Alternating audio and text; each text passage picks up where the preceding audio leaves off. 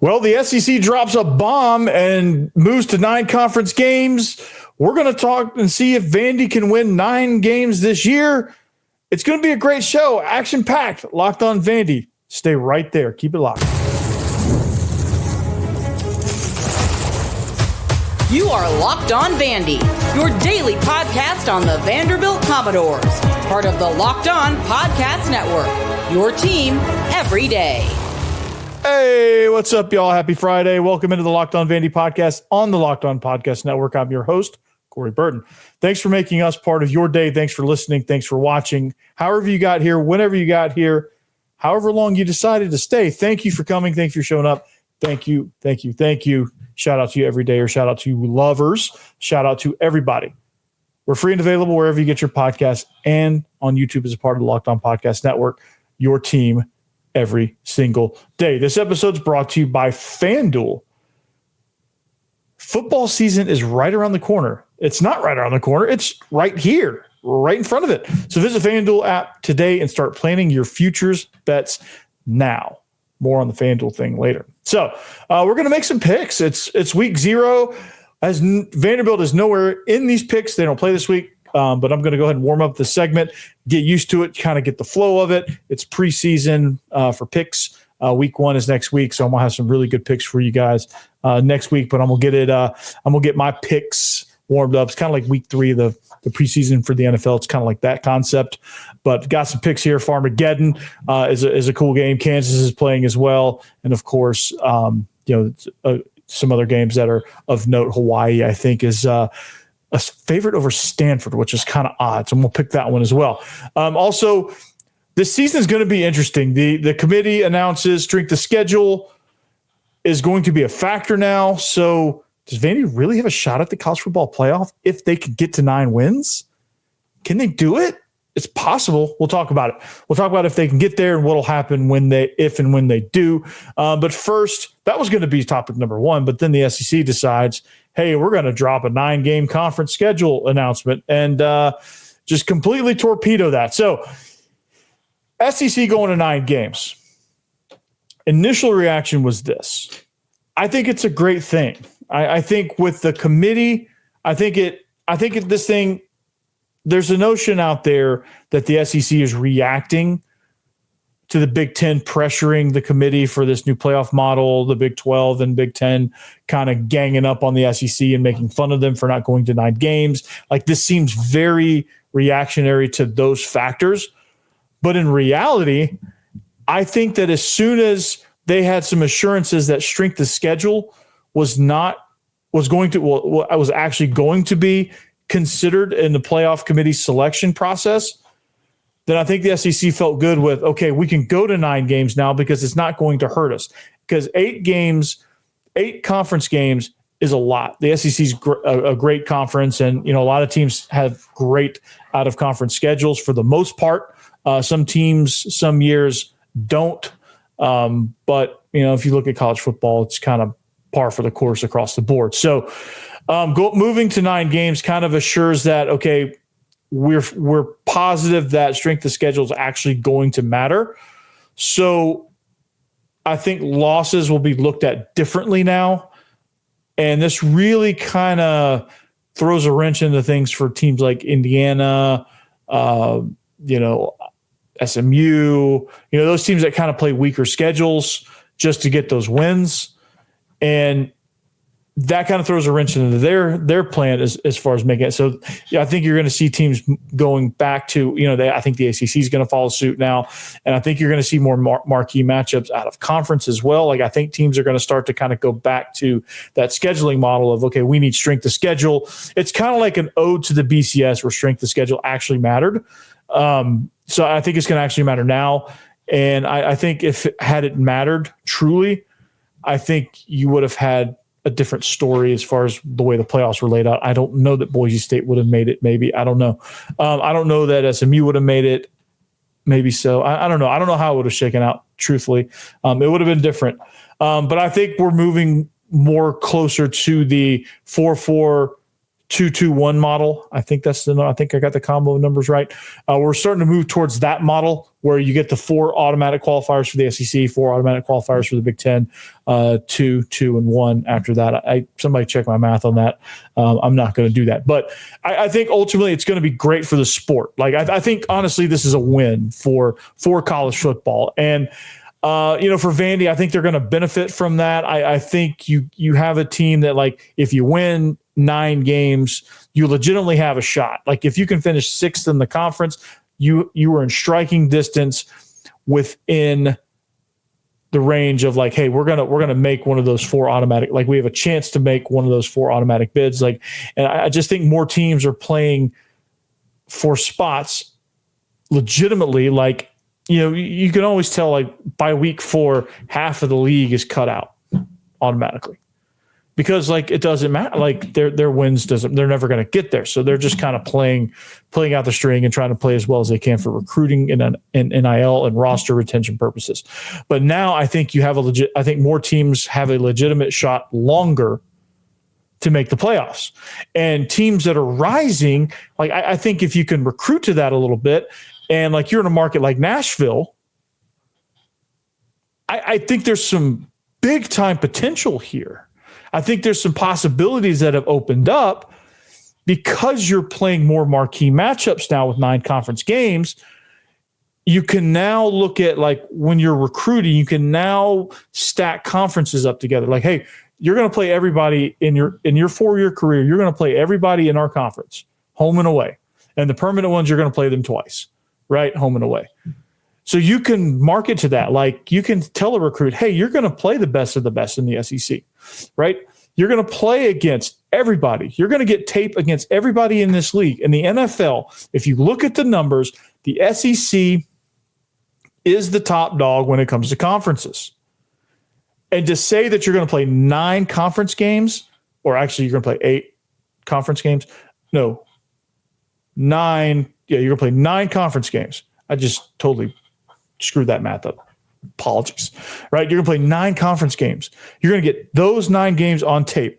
Then, more than likely, you're going to have another Power 4 game against somebody from the ACC or Big 12 or Big 10.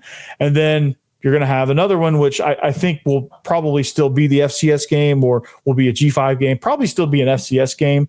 Because if you're playing 10 P4 games, it doesn't matter what you do with the other 2. Like, I still think there's going to be an FCS game and probably a G5 game in there. So I don't think those are totally going away, but I think as long as you can get to that magical number, I think as long as everyone can have 10 quality opponents, I think those other 2 can be whatever. And I don't think anybody's going to gripe about that, mostly. Because there's somebody out there who's going to gripe about whatever you do. It doesn't matter. It doesn't matter if you play 12 conference games. It doesn't matter. Somebody's going to gripe about something. But nonetheless, I think it's great for recruiting. I think it's great for television exposure. I think revenue from all these streaming services, getting the college football brand out there. I just think it's a great thing that the SEC has done this. Now, the optics don't look great, though. Like, because it looks like the SEC was bullied into this. But honestly, and I said this on SEC After Dark, like, in the grand scheme of things, though, does it really matter? Does it really matter how we got here? No, it just matters that we got here. And I think by doing this, you give more teams a chance for longer. Like Vanderbilt last year.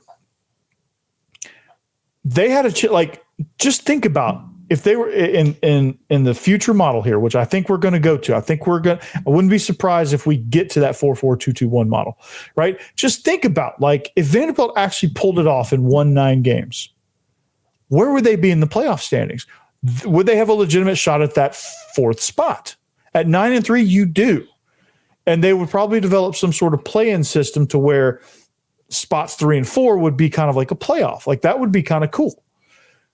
Just imagine if you could recruit to that at Vanderbilt. Like, just think about the leaps and bounds you can make by adding that in. Like, league-wide, like Mississippi State, I think will get a boost in recruiting because of this. I think Kentucky might start finally paying attention to football again based on this. Like, I think your bottom teams are going to be elevated by the fact that you have a chance longer and still legitimately at the college football playoff. And you got marquee matchups. You could recruit to that. Like, there's a lot of wins here. And when you throw all of that into, hey, you get to live in Nashville, I think this is a big, big win for Vanderbilt. It feeds into that NIL. It feeds into that potential, the recruiting thing. It feeds into that. The revenue is going to be better. You're going to have better. You're going to be able to spend more on better facilities. You're going to be able to put more into your NIL budget and your rev share budget. Like, I think all of that goes up. So you're going to be able to get higher quality players to come to Nashville to play in a great environment, which I think the city, based on the Ryan McGee article that I read about Diego Pavia, and things that I've noticed more Vanderbilt stuff around town. I've noticed more V's on cars, people wearing Vanderbilt t-shirts, people hanging Vanderbilt flags everywhere. Like, I've noticed more of that. And it's a gradual process. I get it. But I've noticed more. And I think it's going to be great. I think it's going to be a great thing that the SEC is going to 9 games. I think getting 3 permanent opponents, hopefully one of those is Ole Miss, because I think that's a rivalry that people didn't know that they needed. Obviously you're going to maintain the rivalry with the Vols. And then I think it's Kentucky in one projection I've seen, but I've also seen Auburn, Missouri, and Tennessee as well. That would be kind of random. That would be a little too random. I don't know if I get down with that. We need Ole Miss. I don't know about Kentucky. I don't know that one matters, but I think you need Ole Miss and I think you need Tennessee, and then whoever that third one is, it doesn't matter. All right. But it'll be fun nonetheless. So you get 3 permanent opponents that you can really develop some rivalries with. If it's not a historic rivalry, maybe you can make it into one. Maybe you can kindle up something. Maybe you can spin up something. I don't know. But it's a win. I think it's a win, no matter how you got there. Does it look like we got bullied? Yeah, sure. It does. Okay. Let the Big Ten feel good about themselves for a little bit. And it's not going to matter. Because at the end of the day, iron sharpens iron. You're going to get the best of the best coming to the SEC. And I think this is going to turn the tide back into the SEC's favor after they get that mantle back, because the Big Ten has it right now with the last 2 national champions.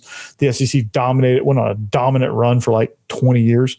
But, it was going to end at some point. So can Vanderbilt win? So this whole thing gets interesting real quick.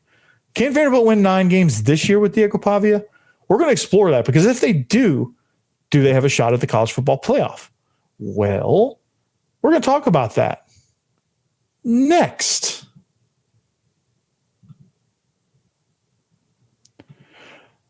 Hey, but first, we're going to talk about FanDuel, because guess what? There's a holiday coming up. Did you know that there's a holiday that's presented by FanDuel? Yeah, August 26th is officially FanDuel Futures Day, brand new holiday for football fans who live for bold predictions and postseason or preseason hunches for just 24 hours. So it's just a one-day holiday. All right, FanDuel's giving you deals on NFL season predictions. So whether you're calling your MVP, eyeing a long shot division winner, or ready to crown your Super Bowl champ even before week 1, this is your moment, right? This is your big moment. So take a flyer on the MVP race, right? Like maybe Josh Allen wins it this year. Maybe it's Lamar. That'd be great. Crown your champion in August. Is it the Chiefs? Is it the Eagles? Are you going to go bold and say like the Bills? I'm going to go bold here. I'm going to say the Bills. Or parlay your division winner, dark horses, whatever you want to do. Like if you want to say the Falcons are going to win the NFC South, like, hey, I wouldn't hate you for that. So visit the FanDuel app today and start planning your futures bets now, because Futures Day is one day and one day only. FanDuel, play your game.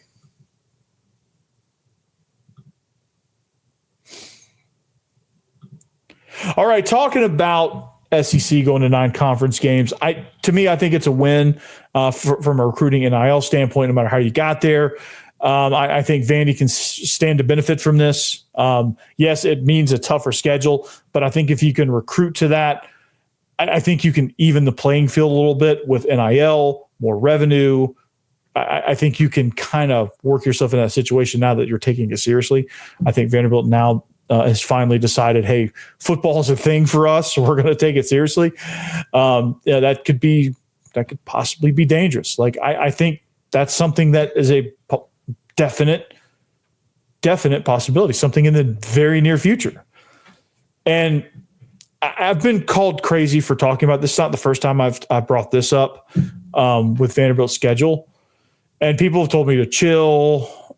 People told me, Vanderbilt's not overlooking. Nobody's going to overlook Vanderbilt anymore. They've got a bullseye. Everybody knows what's coming. Diego Pavia can't sneak up on anybody. The book is out on Diego Pavia. They're going to figure him out. This defense, it's all just, I think people just aren't used to the fact that Vanderbilt's just turning into they're turning into a viable football program, right? And it takes time. I mean, are they going to jump to 12 wins? No. Are they going to be upper echelon of the SEC? Maybe eventually, but they're trending into a direction of hey, they can if they can. I think the first step is if they can consistently make bowl games. I think that's going to show true progress. Now, obviously, the goal is 12-0. I think the aspirations are 12-0. I put out a graphic, I think it was last week or last weekend, about the bowl projection sending Vanderbilt to the Gasparilla Bowl against UNC. I think if that matchup happened, that would be a fun matchup. Obviously, we want to be better than the Gasparilla Bowl, and I think we can be better than the Gasparilla Bowl, but I think if that matchup happened, it wouldn't be the end of the world. It would mean that we're bowl eligible and we have a chance to have a really, really nice season still. So I don't hate it, but I aspire for more, and I think Vanderbilt can get there. But playing against Bill Belichick would be interesting nonetheless. That would be a game I'd like to see. I don't necessarily care if it's Gasparilla Bowl or LionQuest Bowl or National Champ. I don't care what game it is. I think that would be a fun game to see, right? I just think the latest projection had us in the Gasparilla Bowl, and I just like that. It seems like an upgrade because I think the Gasparilla Bowl gets a little more respect nowadays between the bowl committees than the Independence Bowl does or the Liberty Bowl, and I think it's correct me if I'm wrong for sure, but I feel like the Gasparilla Bowl had a better matchup last year. So anyway, nonetheless, can Vandy win 9 games? Do they have a shot at the college football playoff at all? With this new strength of schedule thing that came out, do they have a shot? That's the guiding question. Do they have a shot? Let's look at the schedule. I'm gonna do the one with the times so I can give you context on that, right? All right, so week 1, Charleston Southern, 36.5-point favorites. Obviously, we're going there. I'm going to cover. All right, the next 2 weeks, I think worst case you split that. But what I did in the crossover, Chris Marler, I said the streak is going to end for South Carolina, and I'm going to stick with that. I'm not going to run from that. I'm going to stick with that. I'm going to stand behind that. All right, Georgia State got something for you. Utah State, first ever matchup, well coached. Not going to be an easy one, but I think they move into this Alabama game 5-0. I think your losses. I think Alabama is going to be really jazzed up. This crowd's going to be electric there. It's going to be the 2:30. It's going to be the 2:30 primetime matchup, especially. Game day could be there if both teams are 5-0 coming into that game. It'd be a ranked matchup. LSU, I think that'll be a tricky one for LSU, but I think talent wise, they're super, super talented. Missouri, I don't think they're as good as they were last year, at least as of right now. That could change as I see them play. But as of this moment, I just don't think they have the firepower they did last year. So I'm gonna call that one a toss-up, but I'm gonna lean towards a win there. So I'm gonna say we're sitting at 2 losses right now, and then Texas. On the SEC Squad Show, people accuse me of hating Texas. I don't hate Texas. I don't think they're going to make the playoff. That doesn't mean I hate them. I just don't think they're going to make the playoff. They have a tough schedule. Their road schedule is brutal. Florida, I think people are underscoring Florida a little bit, but I think that is I think that's a loss there. Auburn and Kentucky, I think those are wins. For some reason, Diego Pavia just owns Hugh Freeze, and that thing could be a complete dumpster fire by the time November 8th rolls around. So that'll be interesting. And then Tennessee, they're going to be great on defense. They're so young. It's one of those matchups, honestly. And this could be the swing game between 9-3 and 8-4. But I really think as of right now, they're just I just don't know about. And even with the crossover I did with Eric Kane, I just don't quite trust. I think Vanderbilt's a more veteran team, and I think that matters. I think coaching staff top to bottom. I think Vanderbilt has figured something out, and I think is starting to gain an upper hand there. And I think the upper hand probably is a lot due to Jerry Kill, probably more so than anything else. But it doesn't matter. I think if Jerry Kill comes in and elevates the entire coaching staff, great. A high tide rises all boats, right? That's the saying. He's just good. So that's going to be the swing game. I predicted a win in the crossover with Eric because why not? I'm going to stick with that as well. So 9-3. So you're sitting at 9-3. You have losses on the road at Texas and Alabama, and you have that home loss against LSU. All three would be considered strong losses. So if you're looking at strength of schedule, I think this was the second or third hardest schedule in the entire SEC, which means in country, probably top 10 as well. Most difficult schedules. It's a tough one. It's not easy. And so you look at that, and the committee would probably look at that if there's a logjam of teams there at 9-3. This is a pretty open year in college football. And with strength of schedule being considered, it's going to be interesting when it comes to that. So can they make it in the college football playoff at 9-3? For Vanderbilt, I think theoretically, yes. You would love to say yes with that strength of schedule, but truthfully, if Vanderbilt wants to make the college football playoff, 10 has got to be the number. 10 has to be the number for them to have a chance. Because they're Vanderbilt, because of the reputation, 10 wins is your mark for the college football playoff. You can get to 10 wins. I still don't think necessarily it's guaranteed depending on what's happening around you, but I do think that's your viable shot because you're Vanderbilt. I think teams like Florida, Alabama, Ole Miss, I think those are 9-3 teams that have the benefit of the doubt or Missouri, that have the benefit of the doubt that can get into that college football playoff at that mark. I don't think Vanderbilt has that same benefit of the doubt. I think that's where the bias comes in. And unfortunately, Vanderbilt, that's just kind of where we are right now. Vanderbilt has a very good chance of flipping that on its head.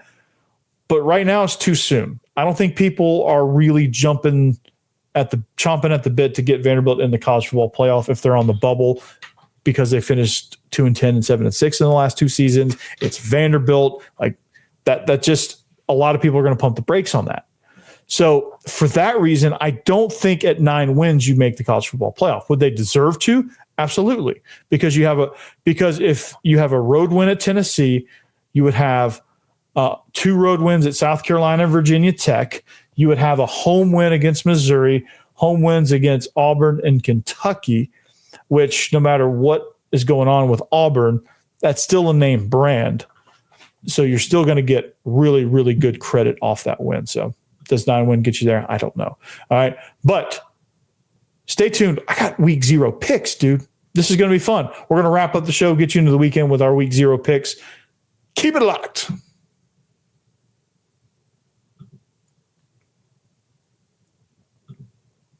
All right, talking about Rougiette. Guys, you've probably heard of Viagra Cialis. Maybe you've even tried it. But if you're looking for something beyond the usual pill, it's time to meet Rougier Ready. Rougier Ready is the next-gen prescription treatment designed to amplify arousal in the brain and boost blood flow. Unlike the usual pills that can take hours, Rougier's 3-in-1 formula dissolves under your tongue and kicks in fast on average in 15 minutes. Effects can last up to 36 hours, so you can stay confident and in control when the moment is right. If traditional options haven't worked, Rougier might be the answer. Over 150,000 men have already made the switch. And I love that it's completely online. Rougier connects you with a board-certified doctor and ships your treatment discreetly to your door. You can even read real customer reviews on their site, and it's helping a lot of people feel more confident and present in the moment. So head to Rougier.com/LockedOnCollege and use code LockedOnCollege to get 15% off today. That's RUGIET.com/LockedOnCollege and use promo code LockedOnCollege for 15% off. Individual results may vary with prescription treatment. Compounded drugs are permitted to be prescribed under federal law, but are not FDA approved and do not undergo FDA safety, effectiveness, and manufacturing review. So please visit Rougier website for full safety information.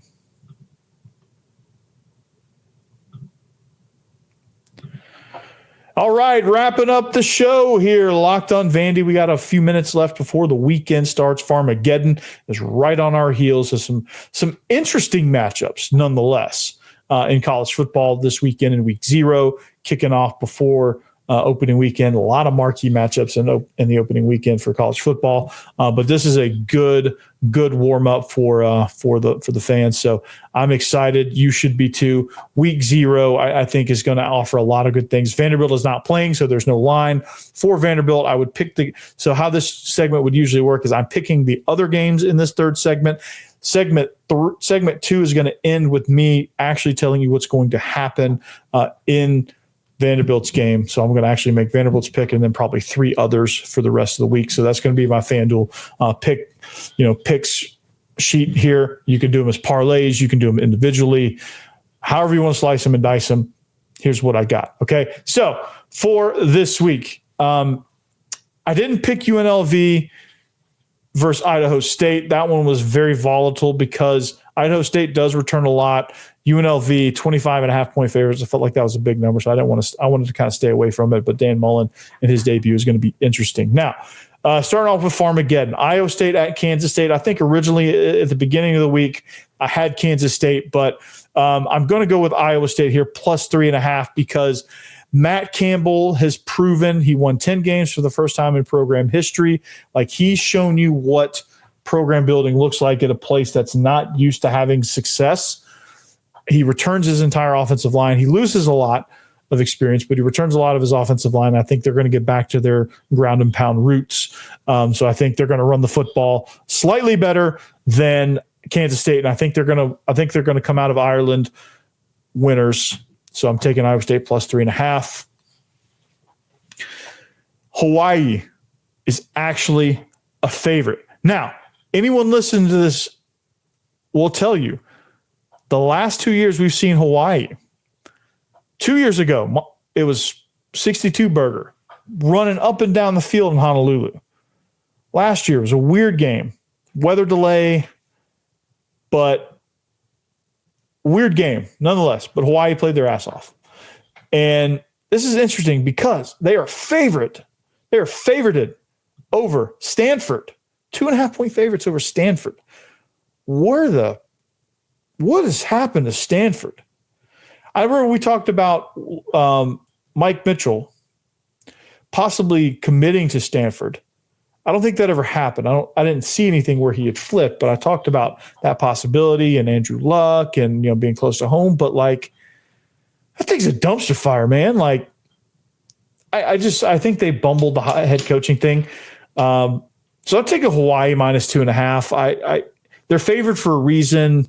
I'm going to go with it. Vegas knows something that I don't really know about the Rainbow Warriors out there in Hawaii. I'm going to take them, the Flying Hawaiians. Stanford it's a mess over there, man. It really is. And it's a shame because Stanford's such a great program historically. That Andrew Luck was a massive part of that in the Jim Harbaugh era. But I think as GM, he's not off to a great start. Squandered the head coaching thing. Should have hired a permanent guy. Frank Reich is not your permanent head coach. He's even said as much. So I'm taking Hawaii there. And then Kansas, 12.5 point favorites in their matchup with Fresno State. Now, Fresno State's going to be pretty sporty in the Mountain West. I think that's a pretty tight conference as far as competition. So it's going to be interesting to see a healthy Jalen Daniels and Kansas, what they could do. Lance Leipold, obviously a phenomenal coach there, but I think at 12.5 points, that's a big enough spread to make me think about it and say, "Ooh, that's interesting." But I don't think it's a wide enough margin for me to pick Fresno State. So I'm going to go with the Jayhawks here in Kansas. So those are my picks. I'm going to flash them up one more time. Visit FanDuel to make these picks if you wish for week 0. I will have some more picks later on next week. And this is going to be a fun segment for me to get you off into the weekend with. So that being said, hope you enjoy your first weekend of college football. It's going to be fun. And we'll see you back here next week. It will be game week. Man, get excited. It's game week. Anchor down. Peace out.